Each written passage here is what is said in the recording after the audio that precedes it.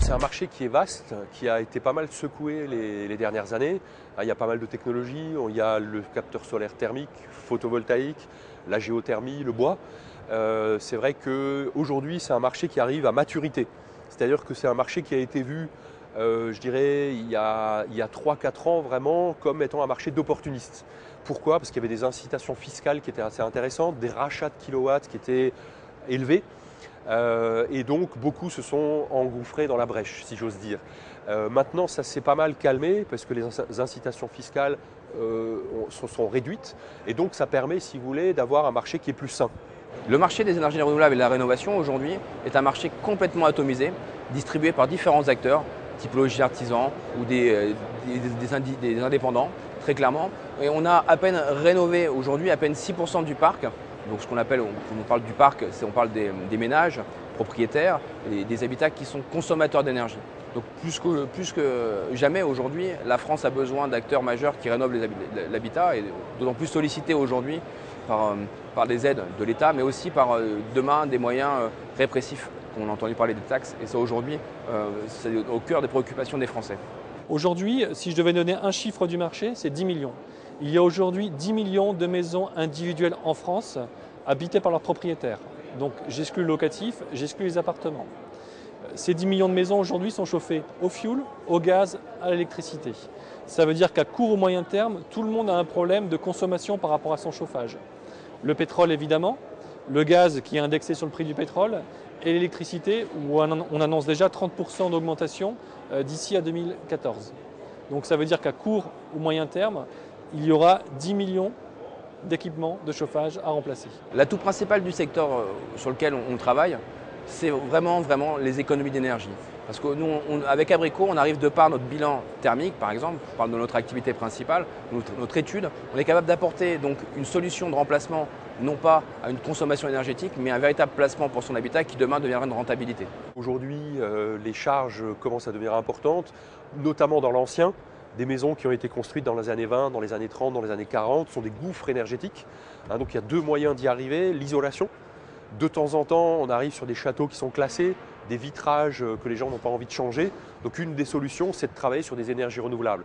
La géothermie permet de diviser par 4, par 5 les factures d'énergie, quand c'est bien fait. Quand on travaille notamment sur nappe phréatique ou sur forage vertical.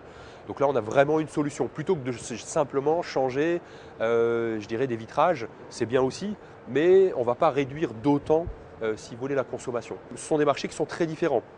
Le bois est un marché qui est plutôt dédié à la rénovation de maisons anciennes, où on a besoin d'eau de température à 60-80 degrés. La géothermie, on est beaucoup dans le marché du neuf et de la grande rénovation. Puisqu'aujourd'hui, on n'a pas les soucis de stocker du combustible. Donc ça, c'est le côté intéressant. Et le solaire thermique est utilisé pour faire de l'eau chaude. Pour chauffer des maisons, c'est un petit peu plus compliqué. Et ensuite, on a le photovoltaïque qui permet, si je dirais, d'avoir des consommations électriques ou de revendre le courant. Nous, on est plus persuadés que ce sont des produits qui vont plutôt arriver vers 2015-2020. Puisqu'aujourd'hui, on a la réglementation thermique 2012 qui demande de faire des économies des énergies renouvelables. En 2020, les maisons devront être positives. C'est-à-dire qu'elles devront globalement, sur l'ensemble de l'année, il ne faudra plus qu'elles consomment de l'énergie, mais qu'elles donnent de l'énergie au réseau. Donc avec un système efficace comme la géothermie, couplé à un panneau photovoltaïque sur le toit, on pourra avoir au global, sur l'ensemble de l'année, un système, si vous voulez, une maison qui sera positive.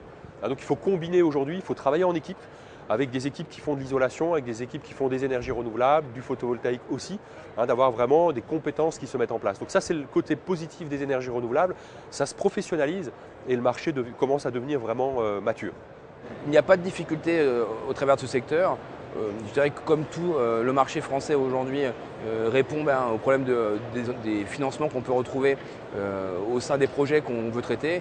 Et c'est vrai que maintenant, pour réaliser un projet, il faut avoir des finances qui soient, je dirais, solides. Et on ne peut pas se lancer dans un projet de rénovation demain sans avoir préalablement bien réfléchi à dans quoi on s'engage. Ensuite, pour des gens qui souhaitent créer leur entreprise, c'est un marché qui est intéressant aussi. Maintenant, il ne faut pas le voir comme un Eldorado. Il ne faut pas se dire, tiens, dans les 3-4 années, je vais devenir millionnaire. Il faut y arriver sur ce marché-là, épaulé avec des fabricants, avec des bureaux d'études, si vous voulez, qui ont une expérience, qui ont une vraie valeur ajoutée. Vous avez aujourd'hui des fabricants français, que ce soit dans le photovoltaïque, peu, mais ça existe encore, qui ont 10 ans, 15 ans de recul. Nous, on est fabricants, on est dans le métier depuis une vingtaine d'années, on fabrique maintenant depuis une dizaine d'années.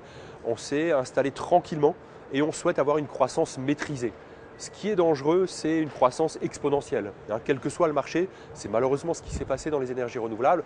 Et aujourd'hui, les gens se retournent vers des gens qui sont là depuis longtemps, qui ont, je dirais, envie de gérer leur entreprise en bon père de famille. Il faut savoir que la France est un des plus mauvais élèves de l'Europe en termes de dépenses énergétiques. Donc on a un très très gros travail à faire.